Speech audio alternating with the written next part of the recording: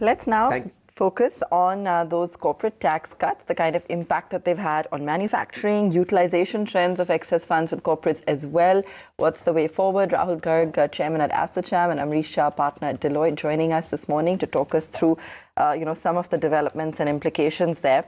Rahul, let me come to you first. Help us broadly categorize the companies and how the tax rate cut has impacted them. For example, companies in SEZs or companies availing a tax holiday versus those who are not.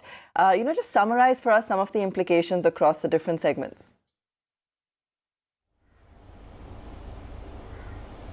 Thanks. I think one thing is very, very clear that the tax rate has been lowered for virtually all classes of companies.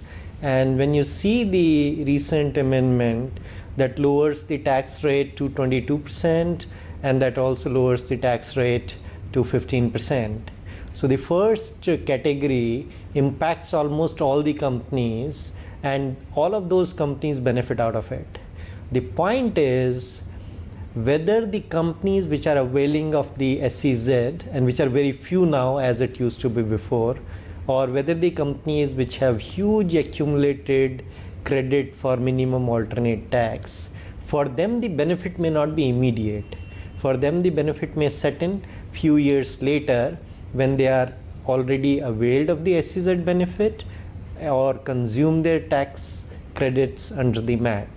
But all companies across the board would benefit from this lower rate of tax. And I'll just share with you few statistics here. If you look at the latest budget documents, even though it's for the financial year 17-18, all manufacturing companies on an average pay tax of 27.83%, and all non-manufacturing companies pay tax of about 30.55%.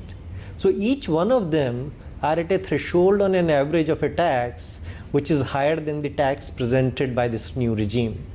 Similarly, if you look at the classification of the companies as public sector and non-public sector companies, each one of them pay taxes which is more than the effective rate of tax at 22%. But particularly when you look at the large versus small companies, you find that the larger companies having profit in the range of greater than 500 crores, their effective rate of tax already is about 26.8%, whereas not so large companies, it varies anything between 26. Just coming back to Rahul, but I need to get Amrish and just one view from him as well. Amrish, it's been what? Almost 2 months we got a tax cut.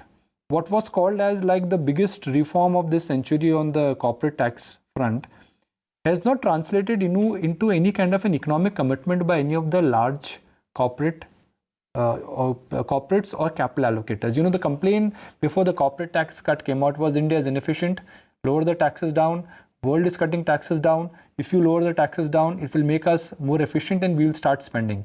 Guess what? 45 days and I've not picked up a single press note, single media release, or a single buzz line on stock market saying that this corporate is spending $2 billion, $3 billion, or $5 billion. Why is that? Why is everybody still in a shell? They've got what they wanted. How come there is no action?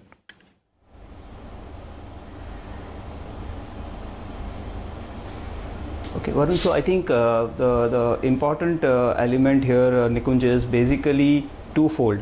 One is, if you look at the immediate benefit has flown to the Indian corporate. So if I look at the September quarter results, while the top line was mostly steady, the bottom line of almost everybody, after tax was much better, because I think the 2-quarter tax impact was factored into the 1 quarter. Why?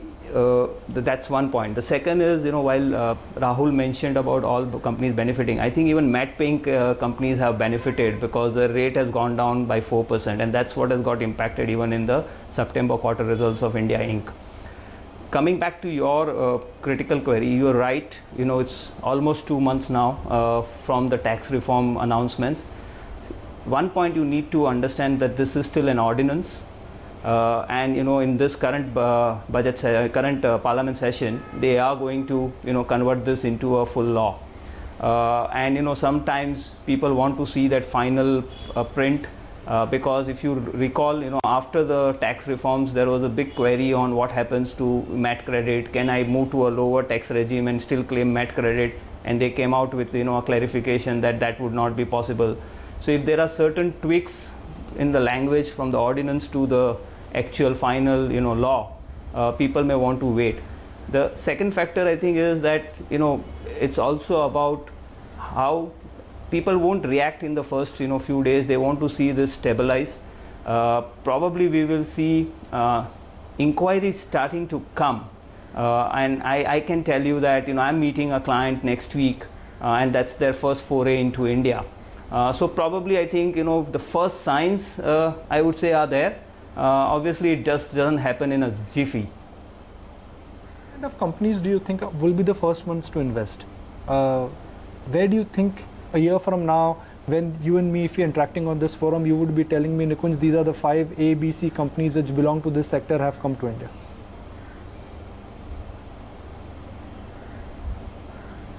So I think manufacturing will be the biggest push, because this new rate at 17% just makes us very, very attractive from anywhere else in the world.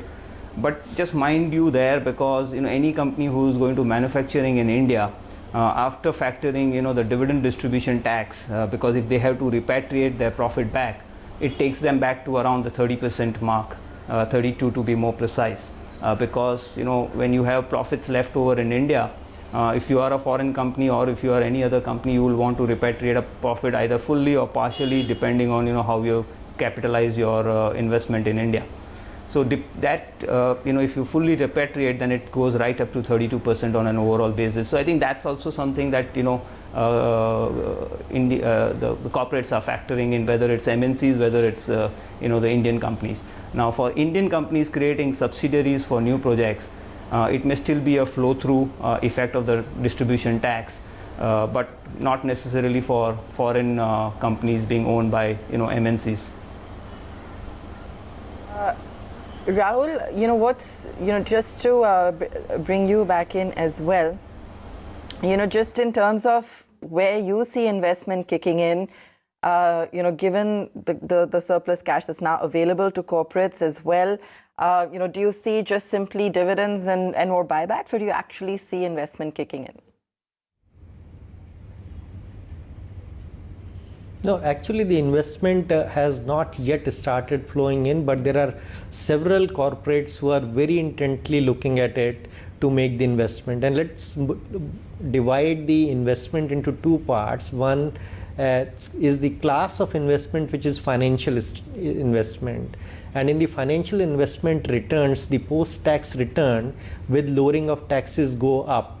And therefore, in all categories where financial investment was not coming because the hurdle rate was not being met due to taxes in India, all those decisions which were at the fringe of making that decision because of the hurdle rate not getting crossed, that financial investment would come much more easily and much more faster.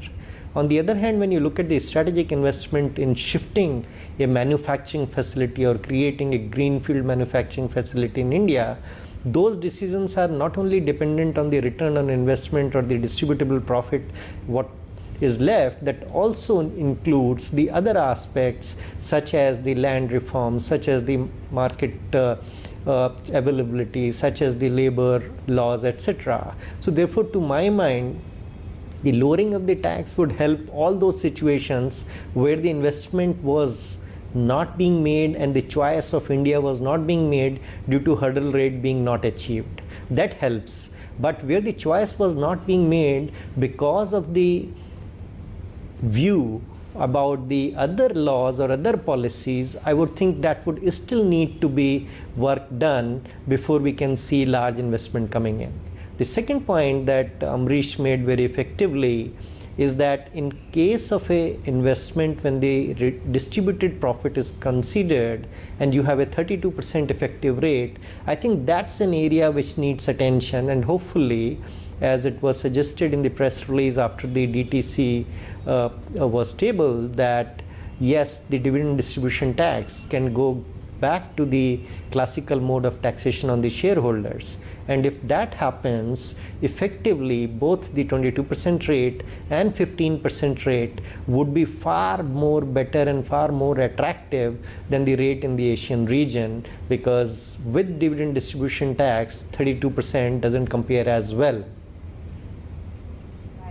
Okay, gentlemen, great to have you on the show with us and try and help really where the investment is going to come in from and why it hasn't up until now. Why is it that the CapEx revival has just been so slow? Rahul, Amrish, both of you, thank you so very much.